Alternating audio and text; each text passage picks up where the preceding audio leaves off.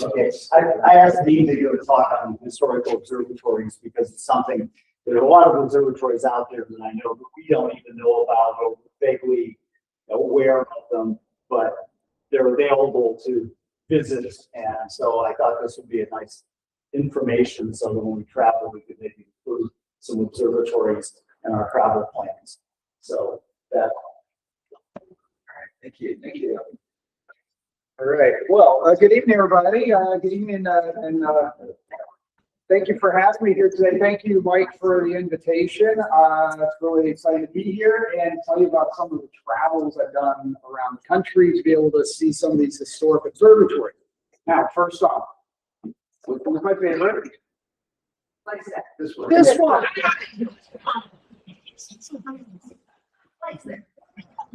Forget about it. They have better weather than us. Forget about it. They have bigger telescopes. Yes. No one's better than Cincinnati, right? Okay, that means I'm going to show you a bunch about. It's good. So I'm really excited to be back here. And thank you to Wes for having me here too. Wes, I'm super excited you're part of the observatory. He's one of my favorite presenters ever. And so it's really great that he's here, part of the observatory. And how long have you been here now? Over a year? Is he still there? Is he like? I'm saying good. Oh, okay.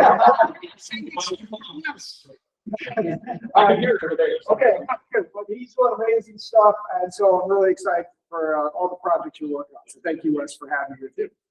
We're going to be going around some of the historic observatories now. Do you guys want the good news or bad news? Yes. Bad news. Well, I was going to do good news first. Bad news first. I have about 250 slots. Good news. You only brought 10. You get to see them all. I'm going to go pretty quick, and I'm not going to linger on too many of them, because I don't want to. There's just too many. This is one of the things that I like to do is going around the country and visit historic observatories, and this is exactly the thing that you guys can do too, because you just say, "Hey, I'm on FOTO. I'm on the Cincinnati Observatory." They will open the doors for you because, by and large, all the observatories are as I was going to say as friendly as us. Okay, almost, but still, they're pretty friendly. And so they will open their doors to you to come out and check out the observatory and their telescopes. So I guess I do have to start with a little bit of bad news. As some of you know about this historic observatory was damaged very recently, the Lick Observatory up in California. That's when I visited in summer. Winter. So they had one half of their shutter blow off. Of the building, of the dome, and it's 114-mile-an-hour winds. So came down on the building there. That's the bad news. Good news is telescope seems to be well protected. Floor seems to be pretty good. They've just put a tarp over top of it, but it is something that I think. It's something to reach out to them and express some sympathy, and you can also join in donating to their fund to help the observatory. They have a donation page, which is really easy to do, and so I would recommend it because it's going to be a long time to get that thing fixed. That one is definitely on the list of places that you should visit someday. But I'm going to mostly focus on the Midwest and things that are close by to drive to. Oh, wait. I'm going to take order of this talk. But anyway, one other thing that I did want to bring out to you is that some of you know that I do a lot of work with the national parks, and especially the Grand Canyon. And I am here to tell you how unbelievably cool the Grand Canyon Star Party is. Every June, I've seen star parties all around the country. I've been to all the parks basically, and their star party is the best. Hands down, correct, Aaron? Yeah. Correct.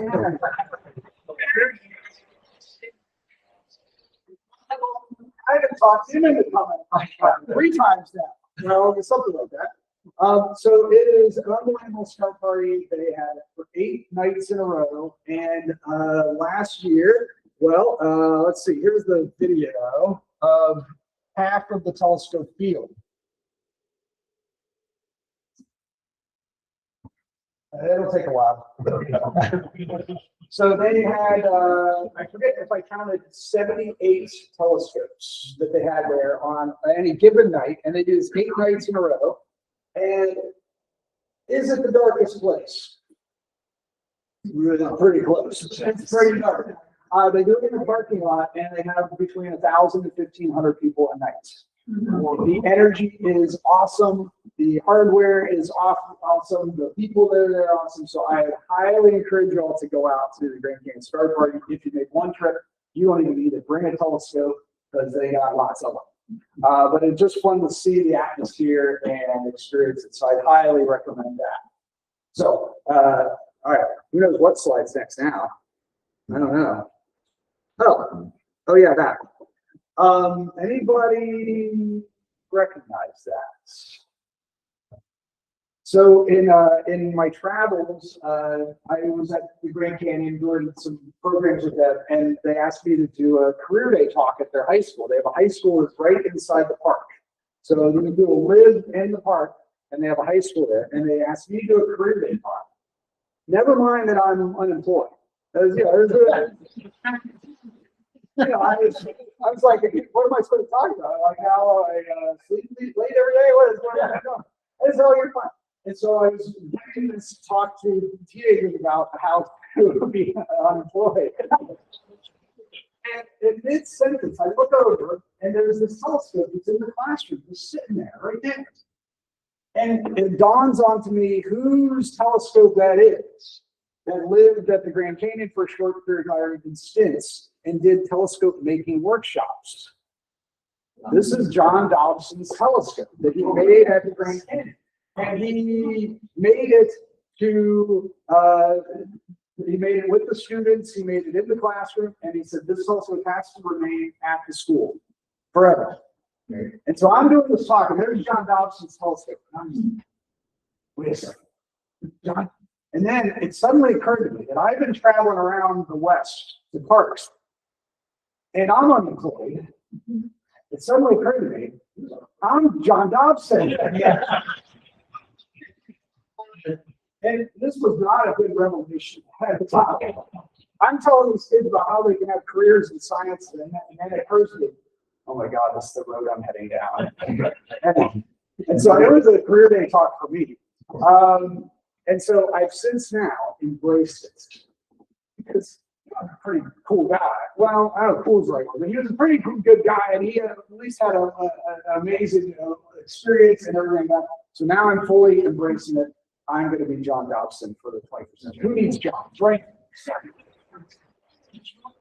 So the thing that I need to ask you guys all is, how many of you met him when he came to the observatory maybe 10, 15 years ago? So he is an eccentric, he was an eccentric character. So you have to really step in and intercede if I start growing a ponytail and start exhibiting especially weird behavior. Can you guys help me? You got ways to catch up. Yeah. Yeah, see, you don't have a ponytail. You're fine. You're still okay. Even for eating dandelions in the backyard. Yeah, and all that stuff. So I did get to use the telescope this fall. I was out there this fall, and they had a star party at the school, and they asked me if I would help out. I said, well, only if I get to use the telescope. And nobody had used the telescope in a long time. And it still was great. It was great. I was next to somebody that had a sea star. I didn't have a sea star. Yeah, shit. I don't like sea stars. But so I was, and mostly I was jealous because everybody was around the sea star and nobody was over by me. As you can see, I was seeing the telescope. And I was like, showing, oh, look at this picture. We got the Andromeda Galaxy. And I'm just like, see Andromeda Galaxy just fine where I am. So I'm John Dobson. All right. I know.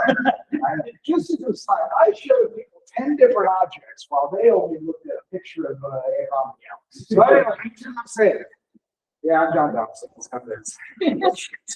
Hey, Yeah. well, the fires that they had last summer, around the Grand Canyon and burning out the lodge, etc. Is that going to affect the star parties? Yeah. So the North Rim fire definitely is. God, that was so tragic because I was just there a few weeks before that, and yeah, it's really rough. So all the North Rim stargazers are going to be at the south. So now it's going to be even more telescopes. So it's going to be quite the show in the south this year, I think. So yeah. Will they have water, etc.? I thought they lost their water. In the north or the south? Oh yeah, water. Yeah. Bring your own water. It's good. Bank breaks all the time, and it's there. Yeah, that is another issue. I mean, all the different things happen in Hurricane this year. It's been a rough year, so we're hoping this year will be a little bit better. That's for sure. Okay, so now to the historic observatories. That was a while. Sorry about that, everybody. So this is the route I took for a observatory tour that didn't quite encompass everything. I was going to the Badlands Star Party out in South Dakota, and I foolishly said I'll drive to get there. It's a long way, and so I was like, well, why don't I stop at some observatories along the way? And so these are the 9 observatories that I went on the way to the Badlands. Some of them you might recognize, some of them are on the left, you might not. But I'll go through them kind of quickly as far as the ones that are kind of close to us. And so this one's my first stop. It's called the McKim Observatory, DePauw University, Greencastle, Indiana. So this is just a little bit southwest of Indianapolis, about a 2.5-hour drive. And this thing is the cutest little observatory. Look at that thing. You drive down the street and it's on this little hill, this little circle. So it's off campus. It was off campus. That sounds familiar. It's off campus and they have the tiniest little telescope. Well, not tiny. It's not that tiny, but I just love this little hill there.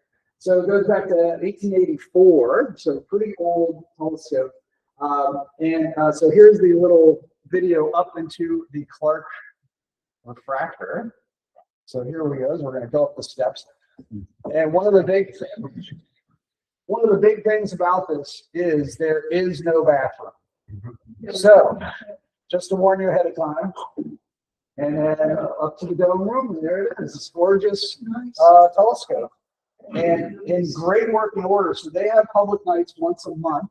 And the view through that thing was spectacular. I mean, it was really amazing the view. So it's a Clark refractor. Now I got to remember how old it is, or the size of it. 9.5-inch, basically, refractor.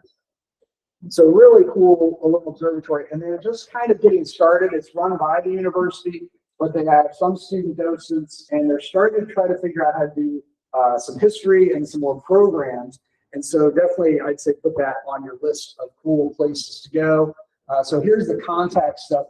Are we recording this? Mm-hmm. Okay, good. Because then it'll be, I'll be sharing all this so you can, take down the websites and all that kind of stuff. But Mary Kurtzman is the person that's kind of the most in charge of it. So there's the clock drive and everything. And weight-driven clock drive, Clark telescope, but Warner and Swayze mapped. Yeah. And what was that? Oh yeah, eyepiece holders. Yeah, I've never seen that before. Eyepiece holders in the base. Not bad. So that's my stop number one. And out of all the observatories, this is the one I kind of stopped and like, I don't know, it's just so cute.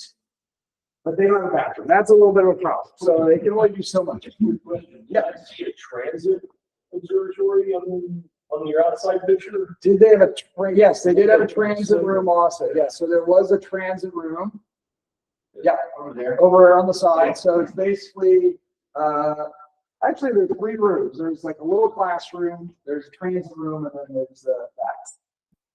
Yeah, so it's, and they had a clock room, but the clocks were taken by the university somewhere. Did you say it had been closed for quite a long time?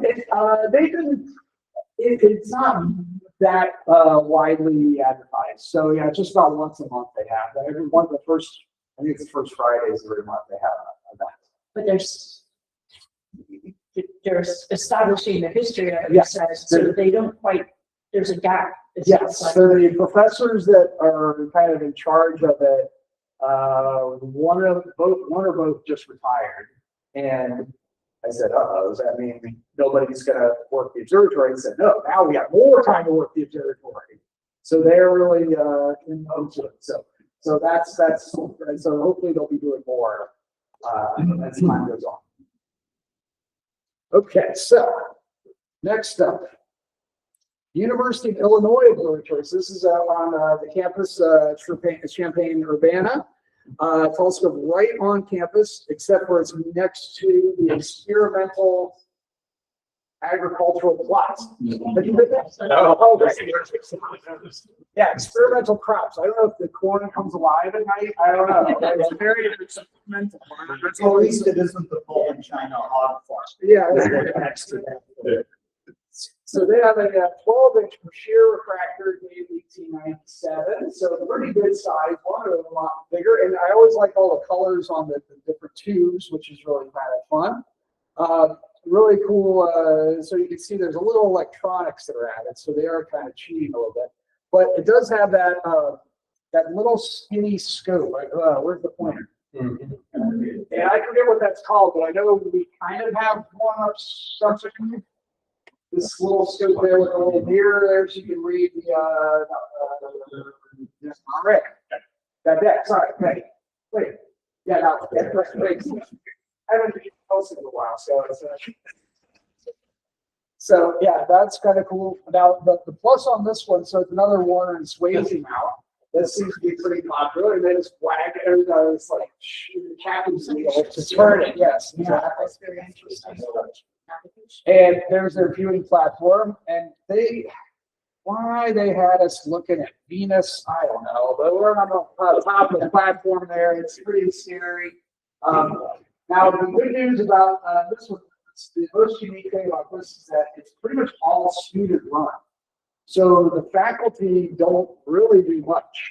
They're just there for insurance, I guess. And so the students plan all the events, get all the speakers. And one of the neatest things was that they said, okay, because I said, well, what if you get your professor in there and they're your speaker? And the student was like, I know, I'm in charge of him. I like that. I like that. So they are open, and they had some fun signs that they put up to get people as they're walking by on campus, because it's right on campus. So skies not very good, but location pretty good. Like it. And they also had a cool way to display the glass plate slides, which I thought was really neat, with this light behind it. So they're open on the second Fridays of every month, and Brian Dunn is the faculty member on that. So definitely that would make a nice visit to go see them too. Okay, well, you know, this is an observatory, but anybody know what this is, who this is, where this is? You've been there. Will Rogers, not quite. Look at this insignia. This is Captain Kirk. I know it's a bad resemblance. It's a bad resemblance of Captain Kirk.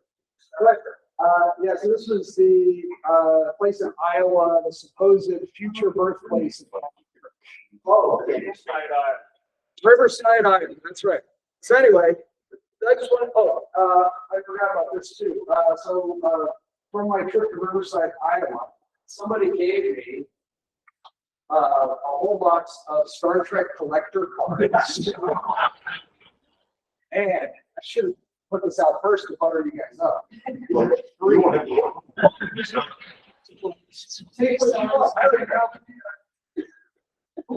So yeah, try to talk. Yes, take a Star Trek thing with you. So anyway, moving on. Iowa. Des Moines, Iowa has a little observatory called the Drake Municipal Observatory. This is a combo Drake University and City of Des Moines owned situation, because where they are located, it's pretty much all it is, but on a golf course. So there are golf carts driving around. There's balls flying all over the place. This is an exciting place to go to. The city doesn't really know what to do with it. The university doesn't really help. So, you know what that means? It means we get to use it. And that's what I'm trying to encourage the people like, don't even talk to the city. Don't even talk to the university. Just use it. So it's the Des Moines Astronomical Society runs it. And so it's a neat little place. Cool spiral staircase to get up to the dome. So it's squatters from that. It's what squatter. Well, as long as they occupy it, let's just keep it. Don't even tell the city it's even there. They forgot all about it. So they have an 8.5-inch Warner Swayze / Brashear telescope, meaning it had been modified by Brashear later. And a mount is also suspect as well. So and it's currently not operational. The telescope isn't, because they can't get the dome open.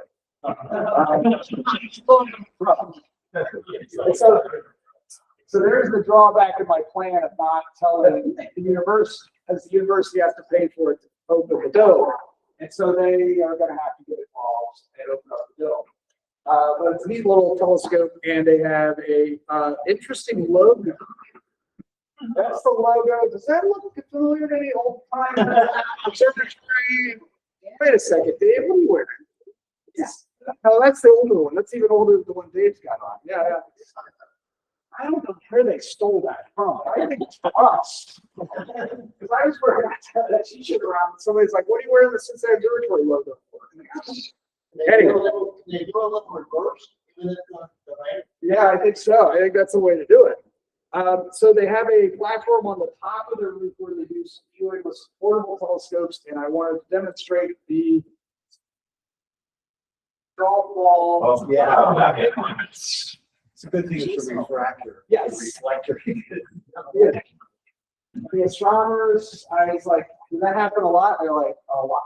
You have to purposely. They're not even close to the. That's right. That's a Chuck drive right there with a ride. Okay, so now we come to maybe the most interesting, maybe the most dangerous, maybe the most off sites that you can go to. This is an observatory. Beautiful, isn't it? Look great. This is in South Dakota. This is in Yankton, South Dakota. You have flower beds there, and it's a little thing there. No. There's an observatory there, the Yankton Federal Prison Camp.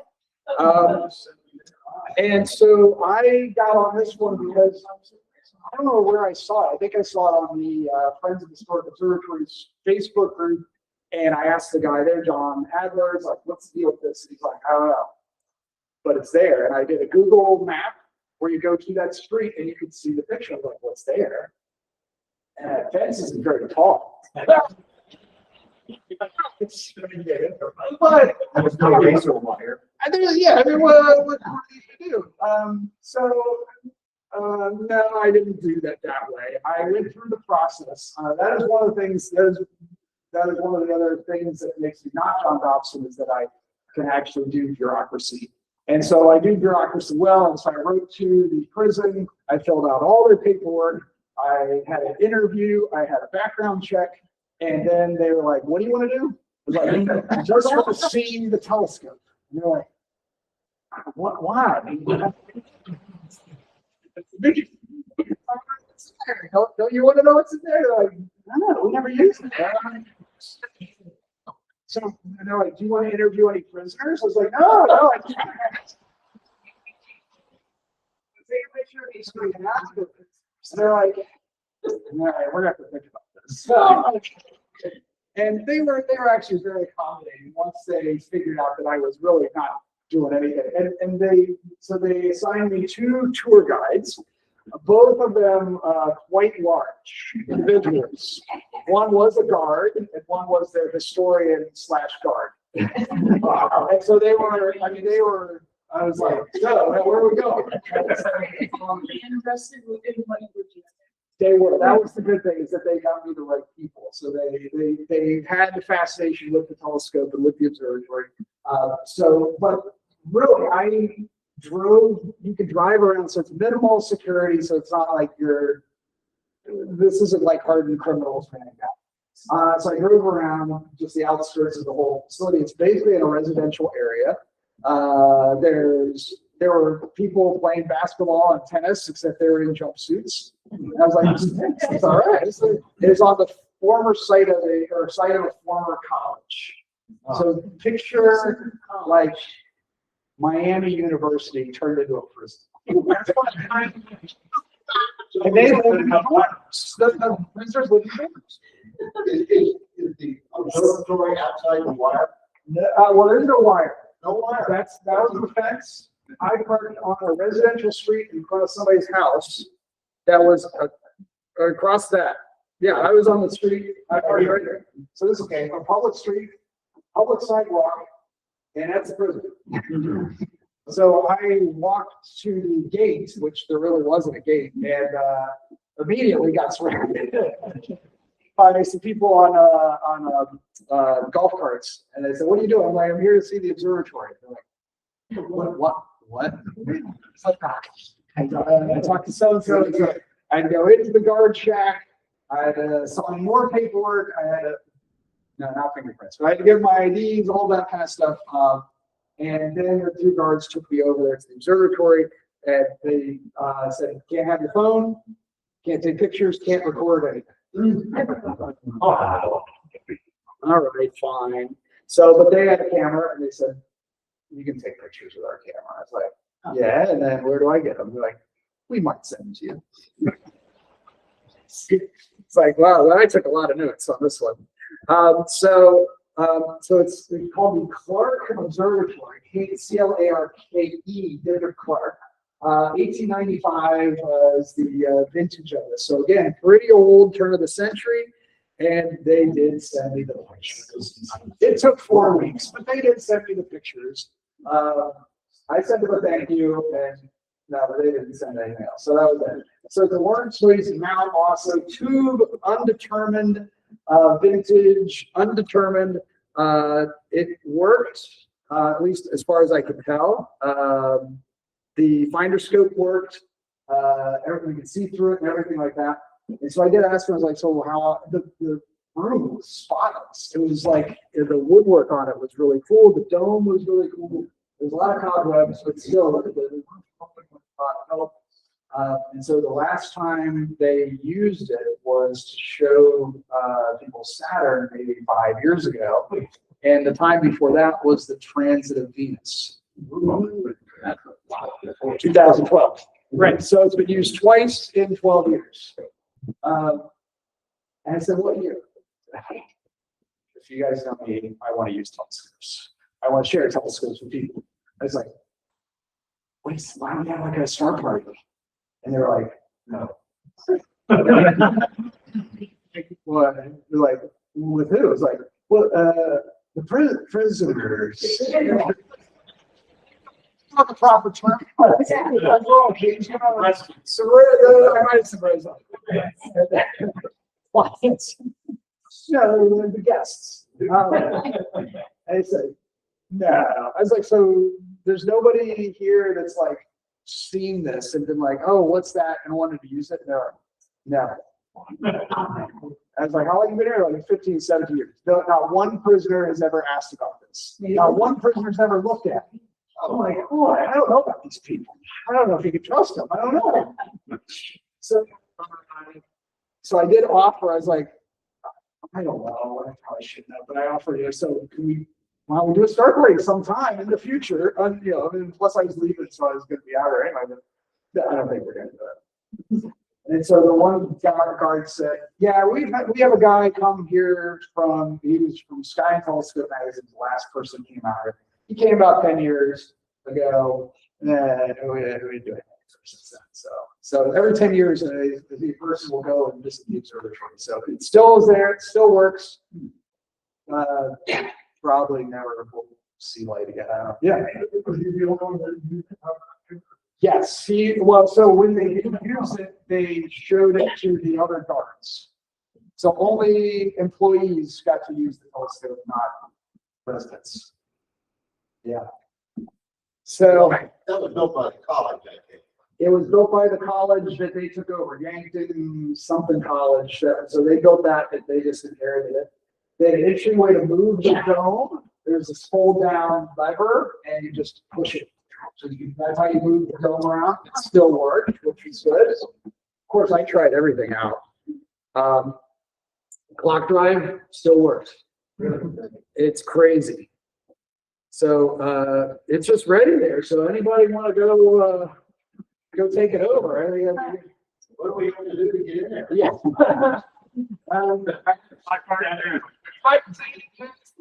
Minor offenses. I think some classic misdemeanor.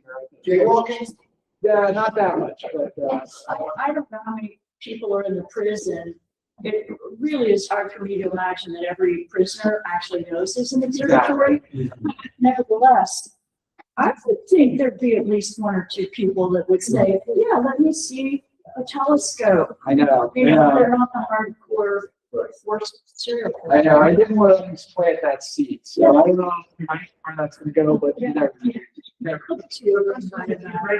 What's that? Placed in that prison.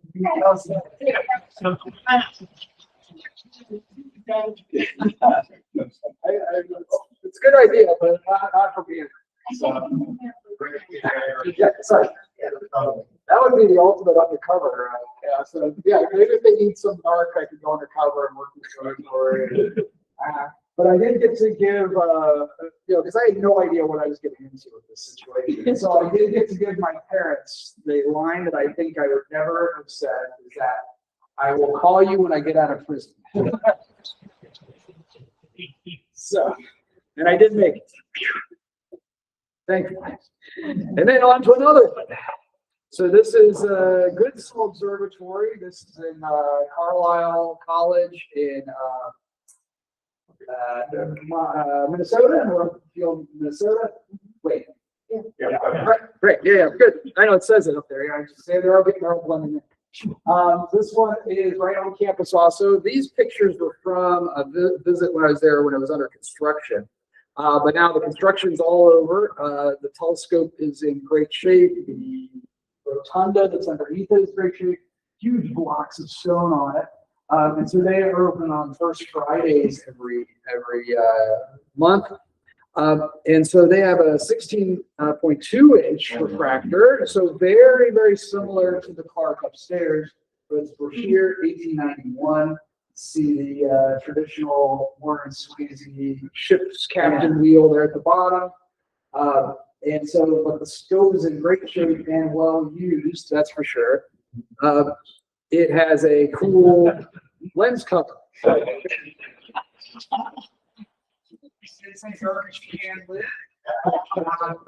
Quick size for it. And so, also pump drive with the wind up crank. That looks similar to some cranks around here, I would say. But I think what struck me about this was their museum kind of area. They had this rotunda one, kind of like this one out here, with these wooden shelves all around the pier and wooden shelves around the outside, but also a transit scope all put together right there. So they had a transit, they had a north-south transit room and an east-west transit room. Wow. And I was like, what's that all about? And my tour guide gave me a very long explanation. And I don't know what the benefit of an east-west transit room is. He told me it didn't make sense to me, but anyway, they have it. That same as the one we have here? It's, I think, similar size and vintage. It's pretty darn close looking, isn't it? Yeah. Wait, what's the one? Who's the manufacturer of Valve? I can't remember, but it definitely looks very similar to our pictures, doesn't it? They did let me sit on the couch too. That's good. But yeah, here's the display area with it's around the pier. So they have their clocks mounted there. The glass plate slides exhibited that way. And then shoot, now I'm trying to remember what this was. Oh, got it. Telegraph. You see the telegraph line right there? So the telegraph key. So that we could communicate time around the area, just like we did here in Cincinnati. And then they got a digital clock next to it too. And that doesn't work either, by the way. I don't think the clock worked either, because I don't think I was there at 4:40. Universal time? I still don't think that's right. Okay, coming back east, go to Madison, Wisconsin, the Washburn Observatory. So they have a pretty good sized refractor there, 15.6-inch Clark scope, so very similar to ours upstairs, but 2 decades older. So you can see there's a lot of different designs in that one compared to the Clark upstairs. Another cool color there, dome was recently refurbished, so that was something that was kind of new. But then you see the Warren Swayze mount there at the bottom with the ship's captain wheel. So it was a combo Clark and Swayze, because our mount upstairs is Clark, correct? So it was all Clark. And I didn't find that very much anywhere else, at least in the Midwest. So they are open on Wednesday nights. And it was from them that I was like, you need to like figure out an observatory tour. Like, it's them on Wednesday, Yerkes on Thursday, and Cincinnati Observatory Trail. Anyway, we'll keep working on it. But everybody else does it Friday, so that's the problem. We need a Thursday. So anyway, but the scope is in great shape, well loved. It's run by the University of Wisconsin on campus, overlooking the lake. It's really beautiful. Now, I don't know how often it's used or how well attended the events are. It's another combo of university, not sure what to do with it. But Jim is, he's recently retired too. So I'm a little nervous about what their future might be. But they're on the Alliance, right? So Wes and the observatory here is on the Alliance of Historic Observatories, which is awesome you guys did that. And so Jim is big on that, so you probably run across that. Cool. So definitely keep in touch with him. In your many travels and looking at all these different telescopes, I'm very interested in what you observed as far as focus in the units. Anything like the Mitchell focus?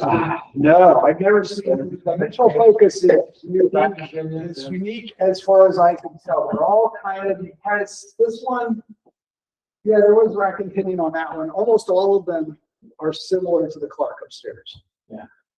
There's not one that's like the Mitchell though. Yeah, I haven't seen that. But I got something that's close coming up now. Okay. This one's very unique. So Elgin Watch Company in Illinois funded an observatory. And it's kind of in a little town. It's very small. It has a little upstairs area, downstairs area, and the observatory. But the other thing is also a planetarium in the same place. It is now run by the school system. U46 is the school system that runs it. They just joined too, I think, right? I'm trying to get everybody to join this group. And so this is their scope. I mean, it's a watch company. They're not interested in looking at stars. They're looking telling time. So all they have is a transit scope with some really cool little additions onto it too. You see some of the lamps that would light up the inside. I was trying to figure out what those color wheels were on the side. I don't know. Those two little circle high plate looking things are covers. And so, yeah, it just sits in there and the roof only opens north and south. That's it. Just for that. And so they are kind of new in the public program game too, but they have some really cool old stuff. And I've included these pictures because I was hoping somebody in this room knows what that is. Okay, it says it on there. All right, you're observant. That's good. Yeah. It's an old-time fax machine. And they would roll on it, so they even had some of the rolls. And I was like, how in the world does this even work? But that is, I've never seen that before. These should look more familiar. Yeah, they're chronographs. And I got this one specifically for Dave Bossy. Because it's all about time, they had the equation of time. Does that look about right? Yeah. Okay, good. There's only just minutes though, right? I hope so. Yeah, minutes off and all that kind of stuff. But yeah, they have it on the plate next to the chronographs and everything, so it's kind of cool. And then they also had the clock room. This was pretty cool because, man, those clocks look similar to the one downstairs, doesn't it? Or bring this room. I wish I had a better picture to tell you, but I think they are. I think this one is, especially here. So that the two clocks are together, got the air pump there, and I was always told that we would pump the air out of the room. No? Just shipment out the base of the door. What are the tubes of the door afraid for? John used to say that, so. That's John Venture, are you there? You gotta help us out. You gotta help us out here. What were the tubes that are coming out the door? Yeah, that makes more sense. All right, I should have questioned you on that, John. Sorry. But yeah, they pump the air out of the chamber. That makes a lot more sense. Light bulbs. Any idea what the light bulbs would be for? What is it? Communication. Not communication? Let me see, do I have another? What is illumination? Not illumination. Anytime somebody had an idea.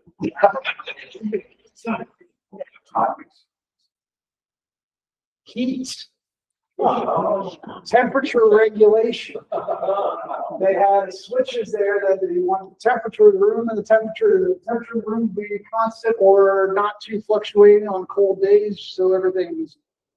And so they had a whole wire system down to the thing where they could flip on any number of light bulbs to turn on to heat up the room to any amount.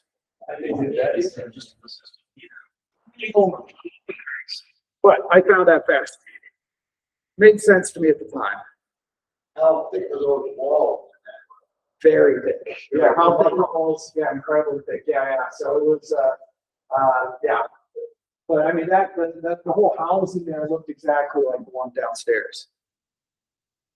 So, and then, yeah, their biggest thing that they do with the public is the planetarium show. So they have something like 10,000 students, or some 10,000 people come through the planetarium shows. And it's a really neat little setup. So, Joe Kellenberger is in contact with that one, and Wes, I think, probably met him. So, yeah, if you ever want to go visit there, that is always a good one. Okay. Yeah. They built that observatory so that they could set their watches to their time. Right. Yeah. So they wanted to have the correct time for watches there, and as far away as they were selling watches. It was like it was like their other thing. Big part of their marketing too. Exactly. Yeah. Time telling at that point. Absolutely. That's the piece of work, eh? Exactly. They didn't need to look at planets and that stuff. They're just looking at positions of stars to tell time. Okay. This is a cute one on the way back. Peoria, Illinois. This is called the Northmore Observatory. This is the least historic of them all, but still pretty old. This is in a city park. So guess what we got? City park bureaucracy and amateur astronomers coming together. What could go wrong? Nothing. As long as the city forgets it's there. That's the big thing. We have to remember that's even there. And recently the city remembered it was there because the developer came on and said, we want to build a giant music venue in the park. Yes. And luckily the residents and probably the history lights wrote to it and they got the permits denied. And so the park is now reserved and hopefully everybody will forget about it, except for the public. So there it is, this little kind of city park there, and you go to the little building, they have a little classroom there, and then a little telescope up there, and the telescope is really unique. I mean, it's from 1913, it's still very old. Petit Didier telescophractor, so French made. And there's a whole story of how they got it and how moved around a few times, but this is current location. They're open Saturday nights, so this is part of my observatory trail. Going to Madison Wednesday, Yerkes Thursday. Wait, who's Friday? Des Moines is Friday. Des Moines does Friday, and then these guys Saturday. So that's how it usually works. But Is that a new dome? yes, Ash dome. yeah, it's Ash Dome. I'm pretty sure. Yeah. And so, but I hope this video works. This is the end of the telescope. And the aperture is closable. So if you wanted, you didn't need as much aperture, then you can stop it down, get more clear. Yeah, that's all the way. I've never seen one like that, that does that, stops down automatically like that. And really cool looking too. Okay. So, how's everybody doing? Are we doing okay on time? What slide am I on? Oh, geez. Oh, 67 out of 157. All right. Well, let's, I don't know. Okay. Oh, so they open Saturdays, and that's run by the Peoria Astronomical Society. So a really fun group. I really like them too. But they're only open summer, May through October. Yeah, they don't have a bathroom there either, I don't think so. Okay, so I saved a few more here for the end, some of the biggies.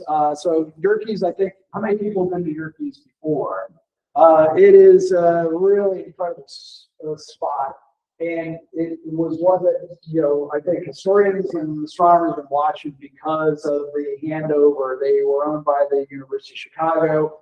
They didn't want it anymore, didn't know what to do with it. And so a private group came in and bought it. I don't think they paid much, or if anything, but now they run it and they own everything.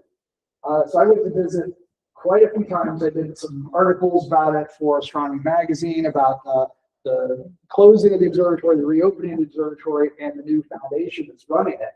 And I went during COVID, right? And they showed me around, and they were, the new owners had just got it. The telescope was not working. The dome was crumbling, and the archives were soggy. And I walked around thinking, oh my goodness. And I told the board president, I said, congratulations, this is all yours. And they have done amazing work in those 4 years since I saw it the first time. So the telescope, refurbished, dome refurbished, archives in great order, and they just recently got ownership of all their glass plates. So it's the second biggest glass plate collection outside of Harvard. And so they are, I would highly recommend going checking them out and seeing the telescope, I mean, largest refractor in the world. The grounds are, they're built up the ground, so they were designed by Olmsted, who also designed Central Park. So it doesn't look like Central Park yet, but it's getting there. And so you can walk around there.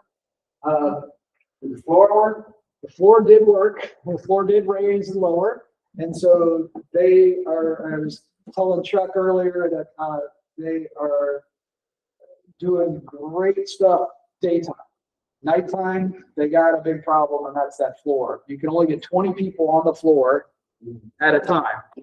Raise the floor up, because the whole floor moves you up to the telescope.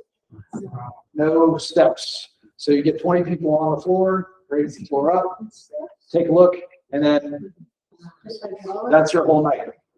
So they're like, how do we get 20 people to see a telescope at night? I'm like, I'll do it. They're like, yeah, I guess. I had to really talk them into actually staying late to let me use the telescope. I had to almost bribe a volunteer. It's like, okay, they're not, they want to go home or slowly. They're like, I just want to look through, we're fine. Like, all right, I guess. I was like, and it was a hassle. It took about 45 minutes to get the telescope set up. I aimed at something, and we did stay till midnight, and I but And I looked at the Ring Nebula first. And I mean, think of the magnification through this thing. You should have gone on a field trip. You guys see, well, you had a good, you had a nice tour guide too. But yeah, the Ring Nebula was, I mean, it was this large, like you're looking through it at the Central Star and all that kind of stuff. So it was really cool. But they do, they can't figure out what to do at nighttime, and I can understand that. It's very difficult to get a large group there. But the inside is just incredible. The outside, the architecture, that's a whole, just a visit for the architecture alone is worth it. Especially the gargoyles. The gargoyles, right? There's two side domes on the side there. There's a gargoyle there on the right. I mean, the design of, there's their transit room, which is all bricked up. Unfortunately, but and then just the little details in there of the people. And so just a little background is Mr. Yerkes is the, got his name on the building because he paid for most of it, if not all of it. That's how he's depicted. Oh, that is Yerkes. And his face is everywhere in the architecture. He's up on the walls, he's up in the columns. And he always has a devilish little face and little horns. And I was like, did he see this? Like, the architect was trying to play a little joke on Yerkes. And so Yerkes saw this. And he's like, I like it. So he did have he had a shady reputation, and so he tried to clear his name by putting his name on this instead. But he liked that reference, and that is John D. Rockefeller, supposedly. And I forget who this fellow is. I think he was the president of the University of Chicago, if I'm not mistaken. Also not depicted great. So the artists here had a lot of fun. Zodiac. Yes. Yeah. So yeah, there's all these different. Yeah, you get stars. There's Leo, and yeah, you're right. Zodiac signs in there as well. Yes. Pisces. I mean, you can just spend the whole day walking around the outside. Yeah, the stars are there. Oh, the pictures over there. Yep. Yeah. So another thing that I will. They have housing there. And if you're a visiting astronomer, you can stay in a house where the astronomer lived in the 1800s and go out. Yeah. Yeah, you need to go. You should definitely. Oh, yeah. But I think you guys could do it too. I mean, it's anybody can do it. Okay.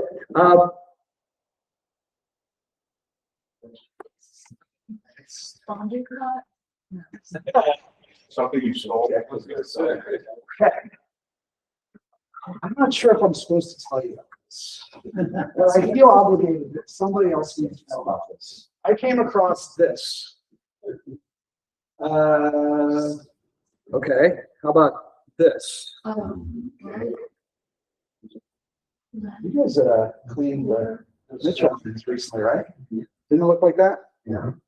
This is a Mitchell lens in the cell, in an office, in a closet. Nobody knows about it, and it makes me very nervous. So this is about 8-inch. It goes mid 1800s vintage. This is in the Columbia, Missouri. What's it called? Anyway, the observatory is called the Laws Observatory. And so it's in Columbia, Missouri. And I had befriended there's another observatory in Missouri too. Now the name escapes me. And I befriended the astronomer there, and he's like, you gotta come see this. So the story is that the old observatory had a Mitchell telescope, mid 1800s, and they had to demolish the building and get everything out of the observatory. And so they moved the equipment to another basement on the university, totally forgot about it. This guy in the 70s or 80s was cleaning out the new basement of the stuff, picks up this box that breaks and crumbles in his hand, and inside was this lens in the center. And he's like, this is the Mitchell lens from the scope. And now he's got it in the closet. I think we need to tell Mandy about this. Because I don't know about you guys, but I want this lens. If they don't want the lens, I want the lens.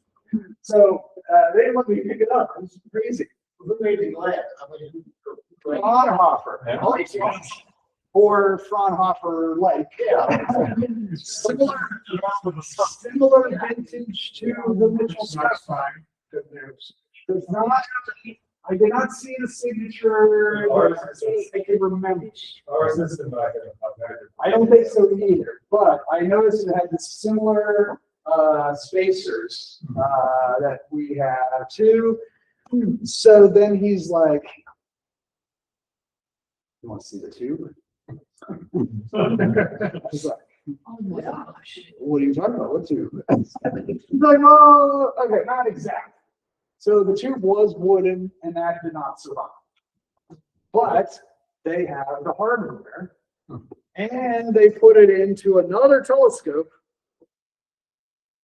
And doesn't that look familiar? That sure does. This is the mount for the Mitchell scope in Missouri. And that's where it is. It's run by the Amateur Astronomy Club. It's in an undisclosed location in Missouri. And I'm glad I followed this guy too, because I was not going to find my way back from this. The club runs this place that they sometimes go to, and it's sitting there. You can see, yeah, the mount is the same. You can see that, yeah, the housing is the same. It's exactly like ours. They're not using the original. One end is Right. made different than. Yeah, so the tube is the metal tube was all refurbished. I don't think it was that long ago. This was in the Antique Telescope Society when they refurbished this. So, but I was, and then we got the Warren and Swayze mount also. So it's a different mount, but the whole hardware from here up, anything that's metal was pretty much from Germany. Wow. This thing is just sitting there. And as I was asked her, I was like, so when's the last time this was used? I noticed in the rafters something moving, and there was a mother raccoon with two raccoons right in the corner. Get out of that. And I was like, okay, all right. So I feel like there's something about this. It's like they got all this stuff, and yeah. So I'm still in contact with the guy, and like I'm just like, maybe Cincinnati could take something. So anyway, What was the very first one? which one? Going back before you showed the 8-inch cell, there was a bigger one, I thought. They were sitting in that. So this guy came out of there. So this was something else. I don't know. Yeah, because this doesn't look like a cell we have. So it was just a pop out sitting on top. Yeah. What is it, 2 lenses or? Yeah, 2 lenses. Yeah. Yeah, and you can just barely see them separated. Yeah, these little spacers right there. You don't have two? Yeah, that was your memory of Pluto planets. Still a physics astronomer's office, so you will have the. Yeah, that's weird. Yeah, that's for sure. Yeah, because we wound up using Scotch tape because it's about that. Yeah, and I think they had noticed that they used postage stamps back in the day, which I think is what we did too. So, yeah, I'm gonna talk to Mandy about this. They're just gonna put it in a closet. Yeah. Yeah. Is it in shrink wrap? No. I just want to pick it up. I mean, it's, I was more nervous about it. They were not nervous at all. I was just like, do you know what this is? And they're like, yeah, I don't know.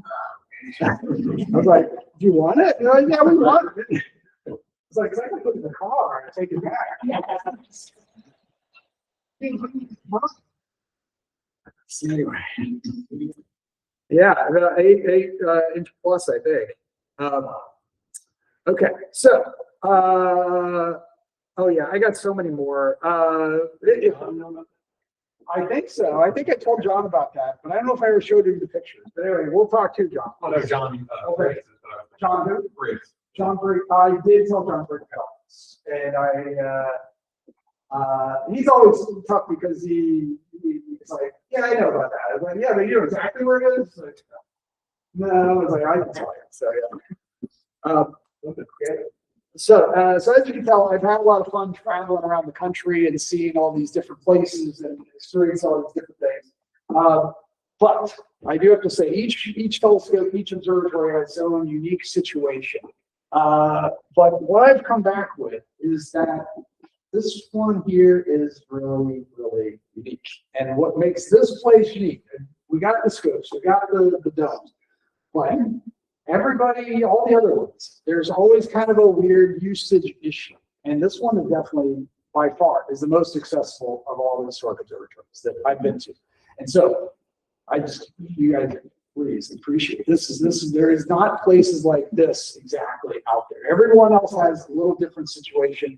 And this one, I think the philosophy of the observatory here is something that I know for me is kind of affected my life and my way of teaching and my approach to things. It kind of goes back to Paul Noor and my first time coming over here, where we're there with the Mitchell scope, and Paul's like, "Go ahead, move it." I'm like, "What? This thing's priceless. You just told me how priceless it was. How it's irreplaceable. Okay, yeah, move it."